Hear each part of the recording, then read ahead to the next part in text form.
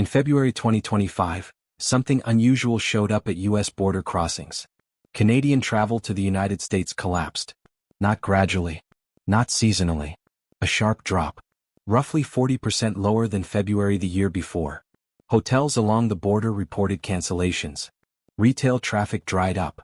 Tourism boards noticed immediately. This was not a protest. It was behavior. And it mattered because Canada is not just another tourist market. It is the United States' largest source of international visitors and its largest trading partner. What looks like a travel statistic is actually an early warning sign of a deeper rupture. Stay with this because once you see the full context, this isn't about vacations at all. Stay with us. The full picture explains why this matters far beyond tourism. The drop in travel was confirmed by Canadian and U.S. tourism data, and it coincided with a shift in Canadian public sentiment. According to a March 2025 poll by Abacus Data, 62% of Canadians said they plan to avoid travel to the United States for at least the next year. This represented a dramatic reversal from historical patterns, where Canadians had long been among the most frequent visitors to the United States, accounting for millions of border crossings annually. The polling data revealed that the reluctance cut across demographic lines, affecting leisure travelers, shoppers, and those visiting family members across the border. As reported by major Canadian outlets and cited by U.S. tourism groups, the projected impact is significant. Analysts estimate the decline could cost the U.S. economy up to $4 billion annually in lost tourism spending. This figure encompasses not just hotel stays and restaurant meals, but also retail shopping, entertainment venues, and transportation services that have traditionally relied on Canadian visitors.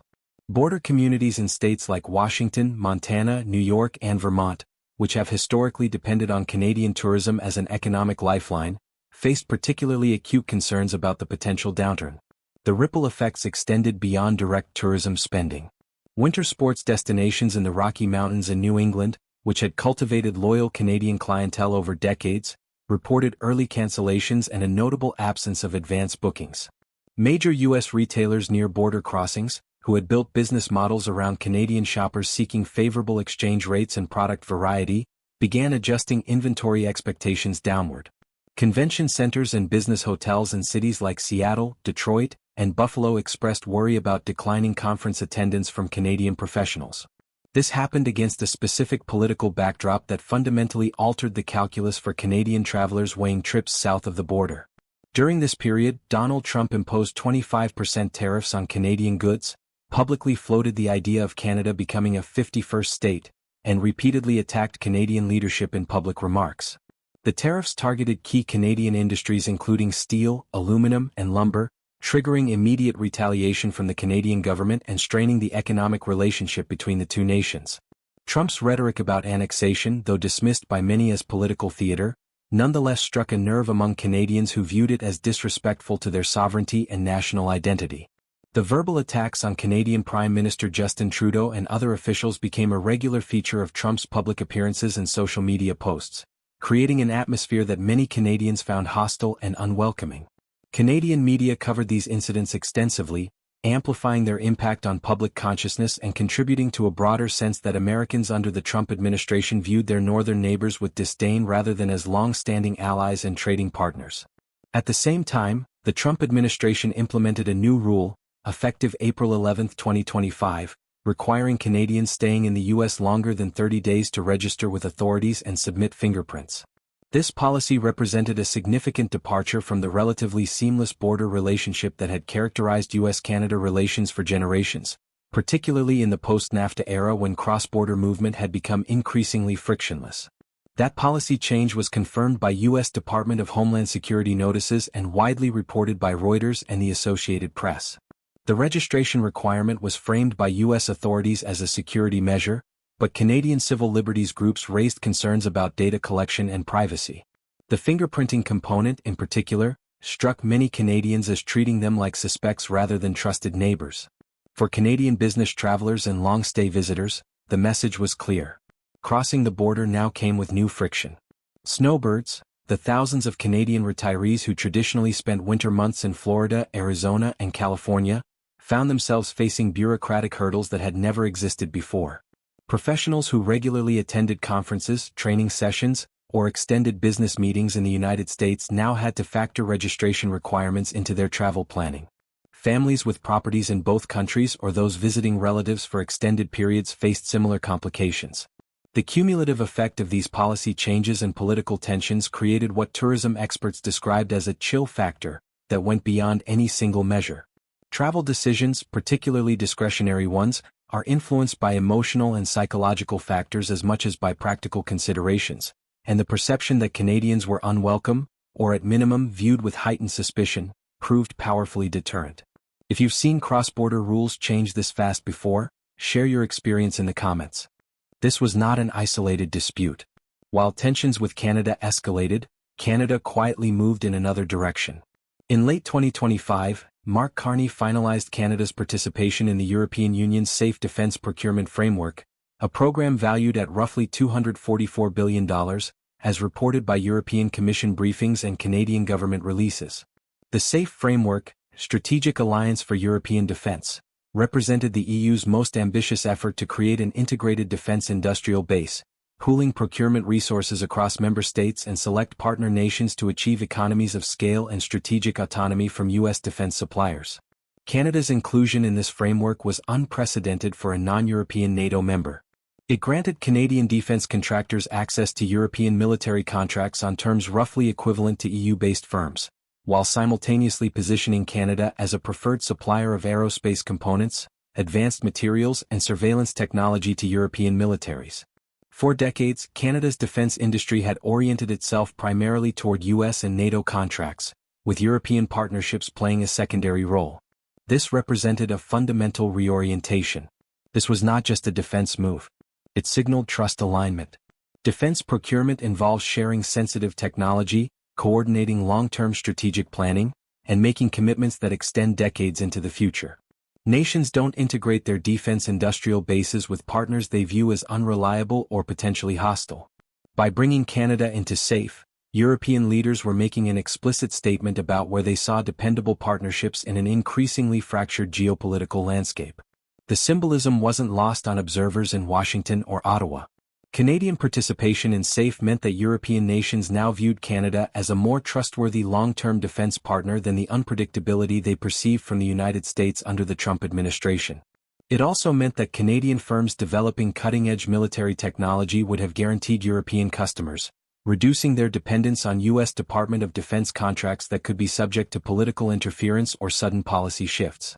At the same time, Canadian officials accelerated trade talks with European partners on energy, critical minerals and technology cooperation, according to reporting by Reuters and the Financial Times. These negotiations built on existing frameworks like the Comprehensive Economic and Trade Agreement (CETA) between Canada and the EU, but expanded into sectors that had previously been dominated by US-Canada trade relationships. Energy cooperation took on particular urgency as European nations sought to diversify away from Russian fossil fuels following the invasion of Ukraine. Canada positioned itself as a reliable supplier of liquefied natural gas, LNG, with infrastructure projects on the Atlantic coast specifically designed to serve European markets. While these projects required substantial capital investment and wouldn't deliver gas for several years, the commitment signaled a long-term reorientation of Canadian energy exports away from exclusive reliance on U.S. Gulf Coast markets. Critical minerals emerged as another focal point. Canada possesses significant deposits of lithium, cobalt, rare earth elements, and other materials essential for battery production, renewable energy systems, and advanced electronics. European manufacturers, particularly in the automotive sector as they transition to electric vehicles, needed secure supply chains for these materials. Canadian mining companies and European industrial firms began forming joint ventures and long-term supply agreements that would have been unnecessary if U.S. markets remained the primary destination for Canadian mineral exports. Technology cooperation extended beyond defense into artificial intelligence, quantum computing, and biotechnology. Canadian research institutions and tech firms, which had traditionally viewed Silicon Valley as their natural partner ecosystem, began forging stronger ties with European counterparts. This shift was facilitated by European regulatory frameworks around data privacy and AI ethics that aligned more closely with Canadian preferences than the more permissive U.S. approach. Canada also deepened Asia-Pacific relationships, expanding trade coordination with Japan and South Korea under existing frameworks. The Comprehensive and Progressive Agreement for Trans-Pacific Partnership (CPTPP), which the United States had abandoned in 2017, provided the institutional foundation for these enhanced relationships.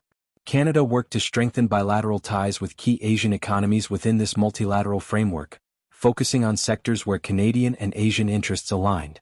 With Japan, cooperation centered on automotive supply chains, agricultural products, and natural resource exports.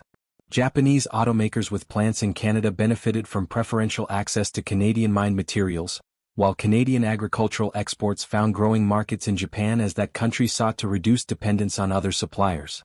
The relationship also extended to technology collaboration, particularly in robotics and clean energy.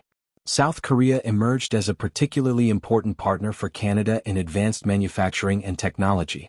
Korean firms invested in Canadian lithium processing facilities and battery production plants, creating integrated supply chains that bypassed U.S. intermediaries. Canadian and Korean officials also coordinated on approaches to dealing with Chinese economic influence, finding common ground as middle powers seeking to maintain independence from both U.S. and Chinese pressure. Trade data from late 2025 and early 2026 reflected these shifting patterns. While the United States remained Canada's largest trading partner by volume, the rate of growth in Canadian trade with the U.S. slowed noticeably, while trade with Europe and Asia-Pacific nations accelerated. The changes were incremental rather than dramatic. Canada couldn't suddenly redirect the vast majority of its exports away from the U.S., but the trend lines were clear. Each move reduced dependence on U.S. markets. Canadian policymakers explicitly acknowledged this goal in internal documents and private conversations with business leaders, even as they maintained diplomatic language in public statements.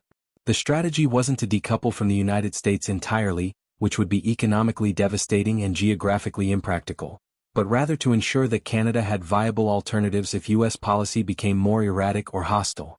Each move created alternatives. For Canadian businesses, these alternatives meant that a sudden closure of U.S. markets or imposition of prohibitive tariffs wouldn't be catastrophic. For Canadian policymakers, they meant leverage in future negotiations with Washington, the ability to credibly threaten that Canada could survive, if not thrive, with reduced U.S. economic ties. For Canadian citizens, they meant that their economic prosperity and national sovereignty wouldn't be entirely dependent on the goodwill of whoever occupied the White House. The speed and scope of this reorientation surprised many observers who had assumed the U.S.-Canada economic relationship was too deeply entrenched to shift meaningfully.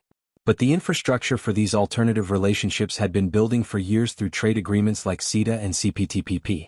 What changed in 2025 wasn't the availability of these alternatives, but Canada's willingness to prioritize them, a willingness that stemmed directly from the breakdown in trust with its traditional primary partner. Do you see this as a pattern or separate decisions? Let us know. The consequences are already visible.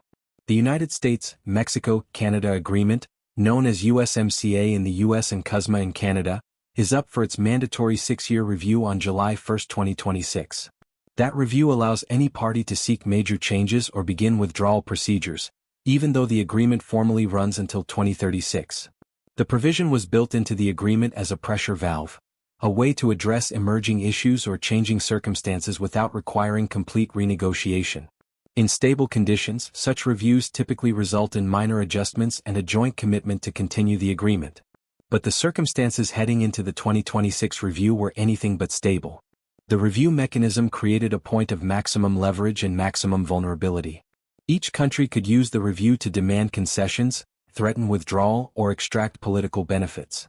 The Trump administration had already demonstrated willingness to use trade policy as a weapon rather than a framework for cooperation, and the approaching deadline gave that impulse a concrete opportunity. For Canadian and Mexican officials, the review represented an inflection point where they would learn whether the agreement had any durability or whether it would be subject to constant renegotiation based on political whims. In December 2025, the Office of the U.S. Trade Representative held 3 days of public hearings on the agreement's future.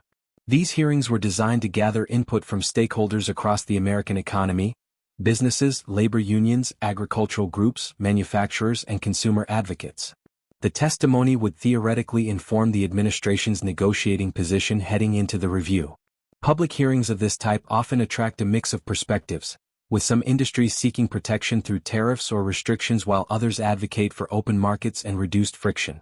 According to hearing transcripts and reporting by Politico and Reuters, American business leaders overwhelmingly warned against allowing the deal to collapse. The uniformity of this message was striking. Across industries, sectors, and regions, the business community expressed deep anxiety about the potential unraveling of USMCA. This wasn't the usual split between export-oriented businesses favoring free trade and import-competing businesses seeking protection.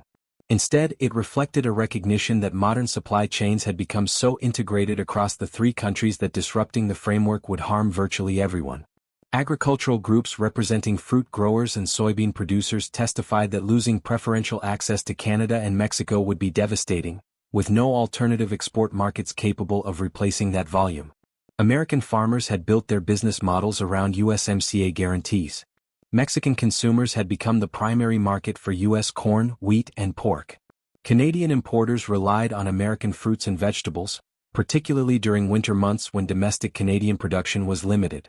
These weren't luxury purchases that could be easily foregone, they were staples integrated into food supply chains.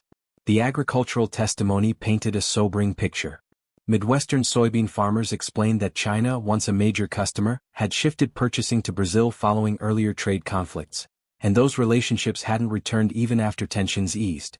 Canadian and Mexican markets had filled that gap, but only because USMCA made transactions predictable and tariff-free. If those markets disappeared, American farmers would face a surplus with nowhere to go, driving prices down and pushing many operations into insolvency.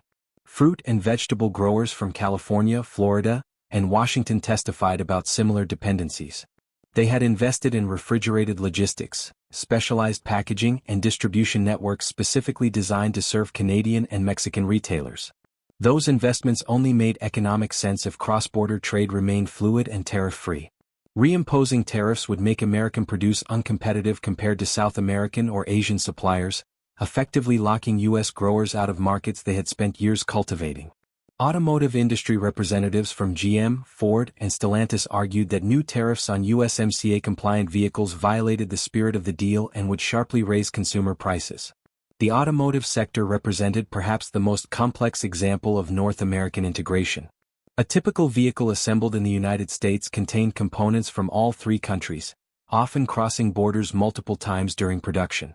An engine block might be cast in Canada, machined in Mexico, and installed in a vehicle assembled in Michigan. Electronics could be manufactured in Mexico, integrated into dashboard systems in the United States, and installed in vehicles destined for Canadian showrooms. The industry representatives emphasized that this integration wasn't accidental or easily reversible. It reflected decades of investment decisions, factory locations, workforce training, and supplier relationships, all premised on the assumption that North American trade would remain barrier-free. USMCA had updated and reinforced these assumptions with specific rules about content requirements and labor standards. Vehicles meeting those standards were supposed to enjoy permanent tariff-free access across all three markets. Imposing tariffs on USMCA-compliant vehicles undermined the entire framework. If a manufacturer invested billions to meet the agreement's requirements, ensuring sufficient North American content, paying specified wages, using approved materials, only to face tariffs anyway, what was the point of compliance? The automakers warned that such an approach would destroy the predictability that made long-term investment possible. Companies would have to assume that any trade agreement could be ignored or reinterpreted at will, making it impossible to plan more than a few years ahead. The consumer price implications were equally stark. Industry analysts testified that tariffs ranging from 10 to 25% would add thousands of dollars to vehicle prices. For a mid-range sedan costing $30,000, a 25% tariff would add $7,500. Automakers might absorb some of this through reduced margins, but most would be passed to consumers. In a market already struggling with affordability, where the average new vehicle price had climbed above $48,000, such increases would push many buyers out of the market entirely or force them toward older, less safe, less efficient used vehicles. When asked about the agreement's future, Trump publicly stated the U.S. could let it expire or pursue a different deal. These comments came in press appearances and social media posts throughout late 2025 and early 2026, often framed as leverage to extract concessions from Canada and Mexico. Trump characterized USMCA, which his own administration had negotiated, as insufficiently favorable to American interests and suggested that bilateral deals with each country separately might serve U.S. purposes better. Trade policy experts viewed this position with alarm. The comments suggested either a fundamental misunderstanding of how integrated supply chains work or a willingness to disrupt them despite the costs. A different deal couldn't be negotiated quickly. USMCA itself had taken years to finalize. In the interim, trade would revert to higher tariffs under older frameworks or worse, to undefined status if the agreement lapsed completely.